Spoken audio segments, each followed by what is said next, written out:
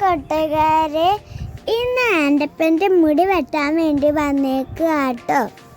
അവൻ പണ്ടൊക്കെ കരച്ചിലും പിരിച്ചിലൊക്കെ ആയിരുന്നു, പക്ഷെ ഇപ്പം അവൻ നല്ല ഡീസൻ്റ് ആട്ടോ. അതെ, ഞാനൊക്കെ വന്നിട്ടുണ്ടായിരുന്നു.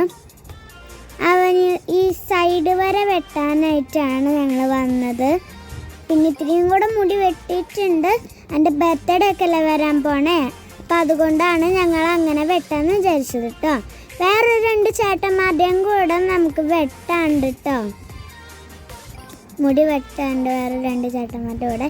എൻ്റെ മുടി വെട്ടി കഴിഞ്ഞാറായി. കുറച്ചും കൂടെ കഴിഞ്ഞ് അവൻ്റെ മുടി വെട്ടി കഴിഞ്ഞു കേട്ടോ.